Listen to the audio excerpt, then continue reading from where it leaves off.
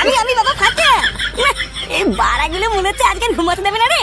কি হয়েছে রে, এত রাত্রে বেলা না ঘুমিয়ে এখানে কি করছিস? হ্যাঁ আমি এখানে শুবো? এখানে শুবি মানে? বাড়া এখানে এখানে শোয়ার জায়গা নেই, যা দাদুর কাছে গিয়ে শুবি। চুদ না বড় পাল চালান ধ্যান দাদা, আমাকে কেন নেবেন না ভেবেছি, আমি কিছু বুঝি না। উড়িয়া বাবা রে, উড়িয়া উড়িয়া বাবা রে। চুদির ভাই আর কোন সময় যদি ওর কথা তোর মুখে শুনি না, মেরে মুখ ভেঙে দেবো। এই কি হয়েছে রে ফুটা, তুই কালুকে ধরে মারতিস কেন? ক্লাবের ভিতরে এইসব কি হচ্ছে নাকি? বাড়া মারবো না থেকে পুজো দেবো নাকি? এই বুকাচোদাকে আমি সেই থেকে বলছি ওটা আমার মাল, ওর দিকে তুই নজর দিবি না। আরে চোদ না, তা না শুনে আমার উপরে চোটপাট করছে। চালাক কোন সময় যদি দেখি তুই আমার আর মাঝখানে ঢুকেছিস, তারপরে দেখ আমি তোর কি হাল করি। আরে তুই কার কথা বলছিস আর কিসের কথা বলছিস কিছুই তো বুঝতে পারছি না। তোদের মধ্যে কি না কি হয়েছে তার জন্য তুই ক্লাবের নতুন সদস্যকে এইভাবে হাত তুললি? লেওরা ঠিকই আছে, যেমন কর্ম তেমন ফল। এই কাজটা কিন্তু তুই একদম ঠিক করলি না ফুটো। বাড়া আমার গায়ে তুই হাত তুললি তো, এর ফল তুই পাবি দেখ। লেওরা 2 দিনের মধ্যে যদি আমি মালটাকে পটাতে না পারি তাহলে আমার নামও কালু না, তুই মিলিনি। বালছি না বাল হরিদাস পাল, তুই বালছি না বিঘা।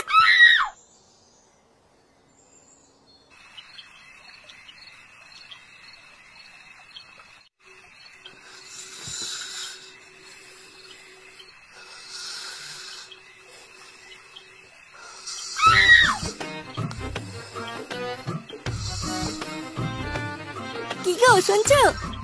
হ্যাঁ গো। হ্যাঁ তুমি কি ঘুমিয়ে পড়লে নাকি? ঘুমাবো না থেকে মাঝ রাতে বসে হ্যান্ডেল মারবো?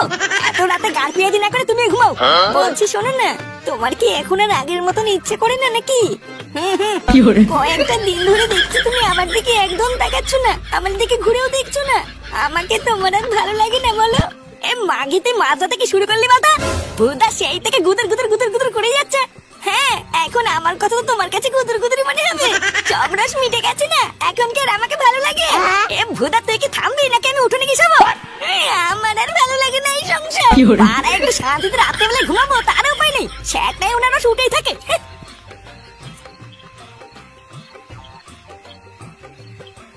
বাবা আমি আমি বাবা ফাটা। এই বাড়াগুলো মনে হচ্ছে আজকে ঘুমাতে দেবে না রে। কি হয়েছে রে, এত রাত্রে বেলা না ঘুমিয়ে এখানে কি করছিস? হ্যাঁ আমি এখানে শুবো? এখানে শুবি মানে? বাড়া এখানে এখানে শোয়ার জায়গা নেই, যা দাদুর কাছে গিয়ে শুবি। হ্যাঁ দাদু তো বাড়িতে নেই, একা একা আমি ঘুমাচ্ছি না। এত রাত্রে বেলা দাদু বাড়িতে নেই? কি হলো, বাবা আবার কোথায় গেল? দাদু বাড়িতে নেই তো কি আছে, যা ঠাকুমার কাছে গিয়ে শুয়ে যা, এখান থেকে যা, শান্তিতে একটু ঘুমাতে দে। লেওরা সারাদিন পর একটু শুয়েছি তাও শান্তি নেই।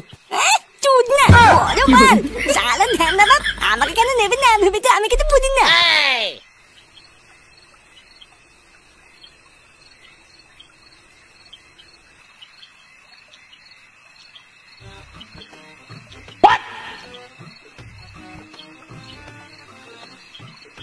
বাড়া যেভাবেই হোক ফুটোর আগে আমাকে মালটাকে হাত করতেই হবে। শালা ফুটো যা চুদির ভাই, ও বাড়া আমার থেকে এক কাঠি ওপরে। সকালের অপেক্ষা করা যাবে না, শান্তির ছেলে আমার গায়ে হাত দেওয়া, এবার আমিও দেখাবো ওই কালুর চোদন।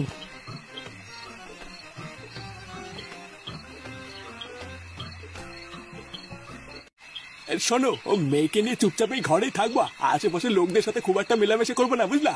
এই গ্রামের বেশিরভাগ লোকই আমাকে চেনে, তাই ওদের সাথে বেশি কথাবার্তা বলার দরকার নেই। হ্যাঁ ওইসব নিয়ে তুমি একদম চিন্তা করো না।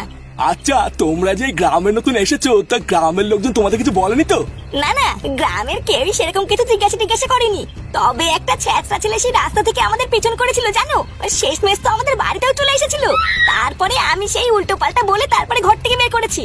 হ্যাঁ এই গ্রামে কিছু 12 ছেলে পেলে আছে, সবসময় গেটে তাড়া তোলা মেরে রাখবা। চাল ডাল যা যা লাগে আমি সবই কিনে দিয়েছি, এইসব নিয়ে তোমাদের কোনো চিন্তা নেই। আমি প্রতিদিন একবার করে এসে তোমাদের দেখে যাবো। বাপি তুমি আমাদের সাথে থাকবে না? না রে মা, তোদের সাথে থাকতে পারলে তো থেকেই যেতাম, কিন্তু উপায় নেই। এতদিন দূরে দূরে ছিলিস, তোদের সামনাসামনি দেখতে না পেয়ে আমার এক ফোঁটাও ভালো লাগতো না। ওই জন্যই তো তোদেরকে শহর থেকে এনে এই গ্রামে আমার চোখের সামনে রাখছি। তবে হ্যাঁ তুই চিন্তা করিস না রে মা, একদিন দেখবি সব ঠিক হয়ে যাবে। তাহলে আমি এখন যাই, বুঝলা গিন্নি? তোমরা কিন্তু সাবধানে থেকো। হ্যাঁ গো, তুমি আমাদের নিয়ে চিন্তা করো না, নিজের খেয়াল রেখো। আর হ্যাঁ দেখো, তোমরা আমার কে হও এটা যেন গ্রামের কেউ জানতে না পারে। এই গার মেরেছে, এটা তো লেটেস্ট নিউজ। সব মিলিয়ে আমি যা বুঝলাম, এই মহিলাটার ভাতার হচ্ছে ফুটোর বাবা। এই মাঝরাতে মাল পটাতে এসে আমি কি খবর পেয়ে গেলাম, এই ব্যাপারটা তো ফুটোকে জানাতে হচ্ছে।